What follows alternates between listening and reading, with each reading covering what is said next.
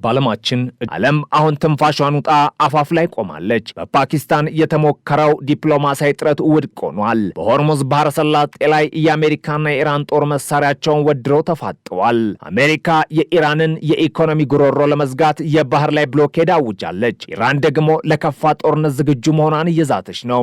አንዲት ትንሽ ስህተት፣ አንዲት ያልታሰበች ጥይት ወይም አንድ የተሳሳተ የራዳር መረጃ ይህንን እጅግ ስትራቴጂካዊ የሆነ የዓለማችንን ቀጠና ወደማይቀለበስ የጥፋትና የእሳት አዘቅት ውስጥ ሊጨምረው ይችላል። እጅግ አደገኛና ከፍተኛ ውጥረት በነገሰበት የሆርሙዝ የባህር ዳርቻ ላይ የዓለምን የልብ ትርታ የሚያቆም ክስተት እየተካሄደ ነው። በድንገት የባህሩ ላይ ትራፊክ እንቅስቃሴ ሙሉ በሙሉ ቆሟል። የሎይድ ሊስት የባህር ውስጥ የስለላ ድርጅት ይፋ እንዳደረገው በሆርሙዝ ባህር በኩል በአነስተኛ ደረጃ ሲንቀሳቀስ የነበረው የንግድና የነዳጅ መርከቦች ጉዞ በቅጽበት ተቋርጧል።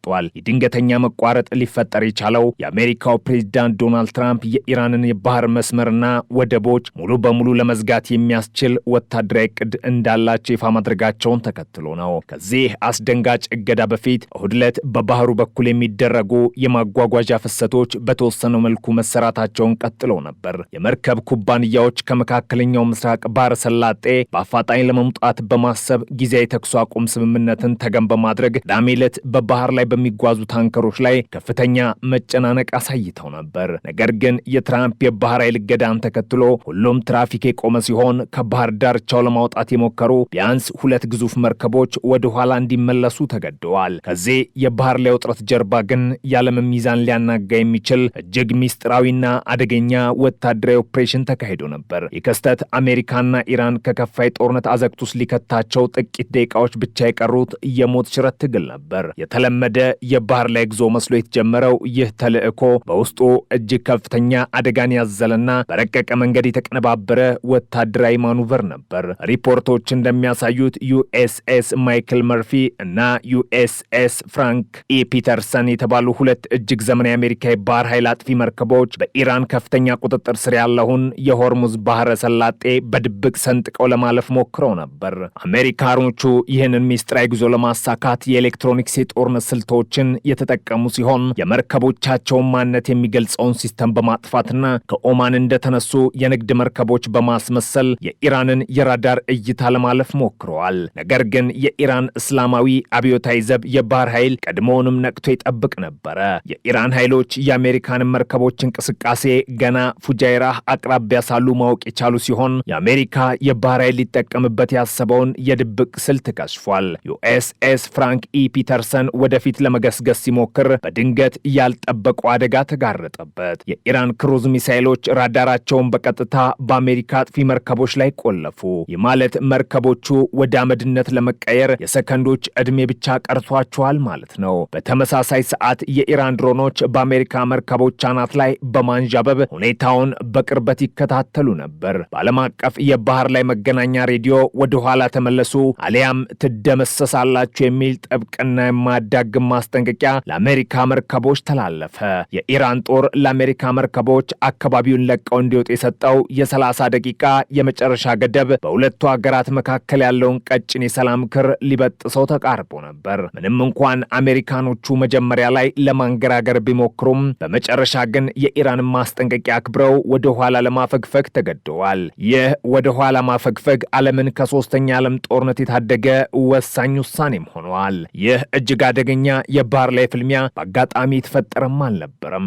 ኦፕሬሽኑ የተካሄደው በፓኪስታን ዋና ከተማ ኢስላማባድ ውስጥ በአሜሪካና በኢራን መካከል ከፍተኛ ውጥረት የነገሰበት ዲፕሎማሲያዊ ድርድር እየተካሄደ ባለበት ወቅት ነው።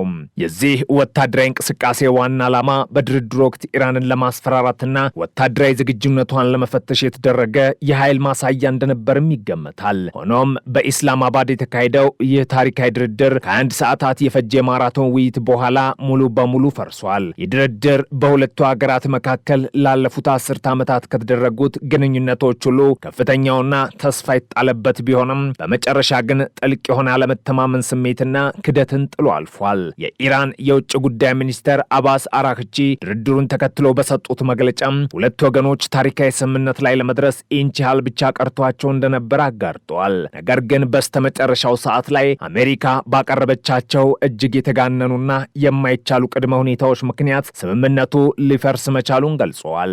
አራክቺ አሜሪካን በቀጥታ ተጠያቂ ያደረጉ ሲሆን በተለይም የዶናልድ ትራምፕ አስተዳደር ኢራን የዩራኒየም ማበልጸግ ፕሮግራሟን ሙሉ በሙሉ እንድታቆምና የኒውክሌር መሰረተ ልማቷን እንድታፈርስ ያቀረበው የማይደራደሩበት ቅድመ ሁኔታ ድርድሩን ገደል ውስጥ ከቶታል ብለዋል። በሌላ በኩል የአሜሪካ ባለስልጣናት ድርድሩ ሊፈርስ የቻለው ኢራን የኒውክሌር ፕሮግራሟንና የቀጠናውን ፖሊሲ በተመለከተ ዋሽንግተን ያቀረበችውን ጠንካራ የቁጥጥር ስምምነት ለመቀበል ፈቃደኛ ባለመሆኗ ነው ሲሉ ምላሽ ሰጥተዋል። በዚህ ሁሉ ጥረት መሃል ግን አንድ እጅግ አነጋጋሪ የሆነ ሚስጥር ወጥቷል። በድርድሩ መሃል የተደረገ አንድ ያልተጠበቀ የስልክ ጥሪ የሁሉንም ነገር አቅጣጫ ቀይሮታል የሚል ከባድ ክስ ከኢራን በኩል ቀርቧል። አሜሪካን ወክለው በድርድሩ ላይ ሲሳተፉ ለነበሩት ምክትል ፕሬዝዳንት ጄዲ ቫንስ ከእስራኤሉ ጠቅላይ ሚኒስተር ቤንያሚን ኔታንያሁ የስልክ ጥሪ እንደመጣላቸው የኢራን የውጭ ጉዳይ ሚኒስትር አጋልጧል። አራክቺ እንዳሉት ከሆነ ይህ የስልክ ጥሪ ድርድሩን ከማቋረጥም ባለፈ የውይይቱን አቅጣጫ ሙሉ በሙሉ ቀይሮታል። አሜሪካ ባሳየችው ባህሪ እጅግ አዝነናል። የኔታንያሁ የስልክ ጥሪ የውይይቱን ትኩረት ከአሜሪካና ኢራን ግንኙነት አውጥቶ ወደ እስራኤል ስትራቴጂካዊ ፍላጎት እንዲያዘነብል አድርጎታል ሲሉ አራክቺ በቁጣ ተናግረዋል። አክለውም ዋሽንግተን በጦርነት ማግኘት ያልቻለችውን በድርድር ጠረጴዛ ላይ ለማግኘት እየሞከረች ነው በማለት ከሰዋል። ጄዲ ቫንስ በበኩላቸውም ድርድሩ ሳይጠናቀቅና ፓኪስታንን ሳይለቁ በሰጡት ጋዜጣዊ መግለጫ ከአሜሪካው ፕሬዝዳንት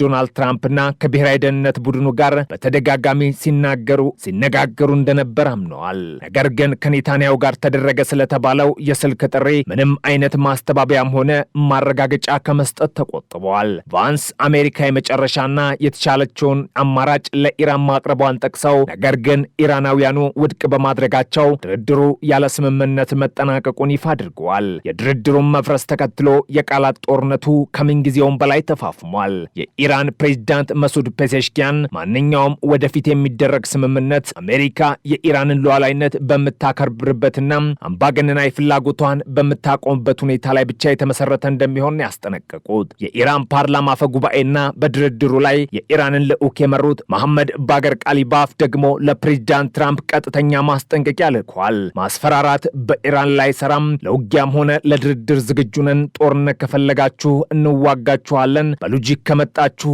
በሎጂክ እንቀበላችኋለን፣ ለማንኛውም ማስፈራሪያ አንንበረከክም፣ የእኛን ቁርጠኝነት እንደገና መሞከር ከፈለጋችሁ ከበፊቱ የከፋ ትምህርት እናስተምራችኋለን ሲሉ ቃሊባፍ ተናግረዋል። ይህ በእንዲህ እንዳለም ዶናልድ ትራምፕ በበኩላቸው ለኢራን እጅ እንደማይሰጡና ኢራን ወደ ድርድር ብትመጣም ባትመጣም ምንም ግድ እንደማይሰጣቸው ገልጸዋል። ኢራን በጣም በመጥፎ ሁኔታ ውስጥ ነች፣ ተስፋ ቆርጣለች፣ ወታደራዊ ኃይሏ ሙሉ በሙሉ ተደምስሷል ሲሉ ትራምፕ አጣጥለዋቸዋል። አክለውም አሜሪካ በኢራን ውስጥ ብዙ ድልድዮችን ስላላፈረሰች በጥበብ እንደተንቀሳቀሰችና በዚህ ወር መጀመሪያ ላይ 2 የአሜሪካ ኃይል ወታደሮችን በስኬት ማስወጣት መቻሏን በኩራት ተናግረዋል። ትራምፕ ቁጣቸውን በኢራን ላይ ብቻ አላቆሙም። ጦርነቱን በማውገዝ ፖለቲከኞች ቆም ብለው ሰላማዊ ድርድር እንዲያደርጉ ጥሪ ያቀረቡትን የካቶሊክ ቤተክርስቲያን መሪ ርዕሰ ሊቃነ ጳጳሳት ሊዮ 14ኛን ጭምር አልማሯቸውም። ትራምፕ በትሩዝ ሶሻል ገጻቸው ላይ ባሰረፉት ጽሑፍ ጳጳሱን በውጭ ጉዳይ ፖሊሲ ላይ እጅግ አሰቃቂ ናቸው ሲሉ ዘልፏቸዋል። ውጥረቱ ወደ መሬት ሲወርድና ወደ ተግባር ሲቀየር ደግሞ ነገሮች ይበልጥ አስፈሪ ሆነዋል። የአሜሪካ የባህር ኃይል ማዕከላዊ እዝ ሴንትኮም የኢራንን ወደቦችና የባህር ዳርቻዎች በሙሉ የሚዘጋ እገዳ ሰኞ ጠዋት 10 ሰዓት በኢራን ሰዓት አቆጣጠር 11 ሰዓት ተኩል እንደሚጀምር በይፋ አሳውቋል። ይህ እገዳ ኢራን ወደ አረብ ባህረ ሰላጤና ወደ ኦማን ባህረ ሰላጤ በሚያስገቧት ወደቦች ላይ የሚያነጣጥር ሲሆን የትኛውም ሀገር መርከብ ወደ ኢራን እንዳይገባም ሆነ እንዳይወጣ የሚከለክል ነው። ይሁን እንጂ ማዕከላዊ እዙ ከዚህ ቀደም ትራምፕ ዝተው እንደነበረው የሆርሙዝን ባህረ ሰላጤ ሙሉ በሙሉ ከመዝጋት ይልቅ የኢራን ላልሆኑ መርከቦች በመስመሩ የማለፍ ፈቃድ እንደሚሰጥ አስታውቋል። የዚህ እገዳ ዜና መሰማት በዓለም ኢኮኖሚ ደም ስር ላይ ቀዝቃዛ ውሃ እንደማፍሰስ ነበር። ከጦርነቱ በፊት በቀን ከ100 እስከ 135 መርከቦች ያልፉበት የነበረውና ከዓለም የነዳጅና የተፈጥሮ ጋዝ አቅርቦት 20 በመቶን የሚሸፍነው የሆርሙዝ ባህረ ሰላጤ አሁን ጭር ብሏል። የተኩስ አቁም ስምምነቱን ተከትሎ ማለፍ የቻሉት 40 የንግድ መርከቦች ብቻ ነበሩ። የብሎኬዱ ወይም የእገዳው መታወች ደግሞ የዓለም የነዳጅ ገበያን እያናወጠ ይገኛል። ወዲያውኑ የአሜሪካ ድፍድፍ ነዳጅ ዋጋ በ8 በመቶ በማሻቀብ 1 በርሜል 104.24 ዶላር የገባ ሲሆን የዓለም አቀፍ መለኪያ ሆነው ብሬንት ድፍድፍ ነዳጅ በ7 በመቶ ጨምሮ 102.29 ዶላር ደርሷል። ጦርነቱ ከመጀመሪያ ከመጀመሩ በፊት የብሬንት ነዳጅ ዋጋ $7 ገደማ እንደነበር ልብ ማለት ያሻል። አሜሪካ ይህን የኢኮኖሚ ማነቆ የተጠቀመችው ኢራን ከምዕራባውያን ማዕቀብ አምልጣ በድብቅ የምትሸጠውን በሚሊዮን በርሜል የሚቆጠር ነዳጅ ለማስቆምና የሆርሙዝን መስመር እንድትከፍት ለማስገደድ ነው። በአንጻሩ የኢራን እስላማዊ አብዮታዊ ዘብ የባህር ኃይል የሆርሙዝ ባህረ ሰላጤ አሁንም በኢራን ሙሉ ቁጥጥር ስር እንዳለና የሲቪል መርከቦች በጥብቅና በስማርት አስተዳደር ስር ማለፍ እንደሚችሉ አሳውቋል። ነገር ግን ለማንኛውም የውጭ ወታደራዊ መርከብ ቀይ መስመር አስምሯል። ማንኛውም ወታደራዊ መርከብ ወደ ሆርሙዝ ባህረ ሰላጤ ለመግባት ቢሞክር እንደ ቀጥተኛ የጦርነት አዋጅ ይቆጠራል። ምላሻችንም ፈጣን፣ አስከፊና ወሳኝ ይሆናል ሲል IRGC አዋጅ አውጥቷል። አንድ የቀድሞ የኢራን አብዮታዊ ዘብ አዛዥ የሆኑት ሞህሰን ሬዛኢ ደግሞ የኢራን ጦር አሜሪካ የምታደርገውን የባህር ላይ እገዳ ለመመከት የሚያስችል ገና ያልተነካና ያልተሞከረ ትልቅ ኃይል እንዳለው በትዊተር ገጻቸው ላይ ጽፈዋል። ኢራን በትዊተር ጽሑፎችና በምናባዊ እቅዶች አትሸበርም ሲሉም አክለዋል። ሰላም አሁን ከምንጊዜውም በላይ ርቃለች። ቀጠናውም ዳግም በከፍተኛ ፍርሃትና እርግጠኛ ባልሆነ የጨለማ ደመና ውስጥ ተውጧል። ይህ የሆርሙዝ ባህረ ሰላጤ ፍጥጫ በውጫዊ ገጽታ ከሚታየው የፖለቲካ ንትርክና የቃላት ጦርነት እጅግ የዘለለ መሬት ላይና በባህር ወለል ላይ ከፍተኛ የቴክኖሎጂ የስነ ልቦናና የሞት ሽረት ትግል የሚካሄድበት የጦርነት አውድማ ሆኗል። ሁኔታውን ይበልጥ አድቬንቸርና አስፈሪ የሚያደርገው ደግሞ በዚያች ወሳኝ የ30 ደቂቃ ገደብ ውስጥ በአሜሪካ የጦር መርከቦች ውስጥና በኢራን የእዝ ማዕከላት ውስጥ የነበረው አየር የሚያፍን ውጥረት ነው። የዩኤስኤስ ፍራንክ ኢ ፒተርሰንና የዩኤስኤስ ማይክል መርፊ አዛዦች ከፊት ለፊታቸው በሚታየው የራዳን ስክሪን ላይ የቀይ መብራት ሩምታ ሲበራና የጸረ መርከብ ሚሳኤሎች በላያቸው ላይ መቆለፋቸውን የሚያሳየው አስደንጋጭ ደወል ድምፅ መርከቧን ሲያናውጣት የወሰኑት እያንዳንዱ ሰከንድ የዓለምን ታሪክ የመቀየር አቅም ነበረው።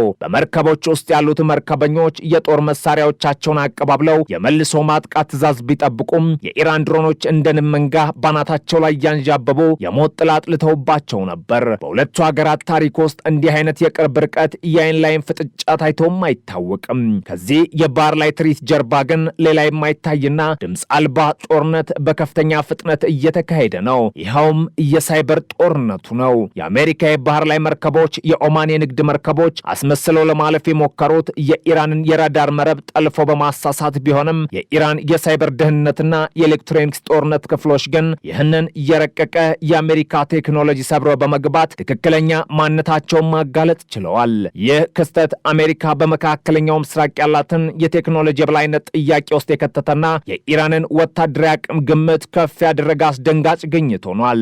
አሁን ላይ አሜሪካ እገዳውን ተግባራዊ ለማድረግ ስትዘጋጅ የኢራን ሀከሮች በአሜሪካ የባህር ኃይል መገናኛ ኔትወርኮችና በዓለም አቀፍ የነዳጅ ማስተላለፊያ ስርዓቶች ላይ መጠነ ሰፊ ሳይበር ጥቃት ለመክፈት ከወዲሁ ዝግጅታቸውን ማጠናቀቃቸውን የውስጥ አዋቂዎች እያጋለጡ ነው። የሆርሙዝ መስመር መዘጋት እውን እየሆነ ሲመጣ የዓለም ጂኦፖለቲካዊ መድረክ እንደ እሳተ ገሞራ እየተንተከተከ ነው። ይህ ጉዳይ ከአሜሪካና ኢራን ግጭት አልፎ ሌሎች ዓለም ሀያላንን በግድ ወደ ጦርነቱ አዙሪት እየሳባቸው ነው። በተለይም በቀን በሚሊዮን በርሜል የሚቆጠር ነዳጅ ከዚህ የሆርሙዝ መስመር የምታገኘው ቻይና የአሜሪካን የአንድዮሽ እገዳ በጽኑ ተቃውማለች። ቤጂንግ ይህ እገዳ በዓለም የንግድ መስመር ላይ የተቃጣ ህገወጥ የባህር ላይ ሽፍታነት ነው ስትል አሜሪካን በይፋ ኮንናለች። የቻይና የራሷን የንግድ መርከቦች ደህንነት ለመጠበቅ ስትል የባህር ኃይል ጦሯን ወደ ህንድ ውቅያኖስና ወደ ኦማን ባህረ ሰላጤ ለማንቀሳቀስ እያሰበች መሆኗ ሁኔታውን ወደ ባሰ የዓለም አቀፍ ጦርነት ሊቀይረው ይችላል የሚል ከፍተኛ ስጋትን ፈጥሯል።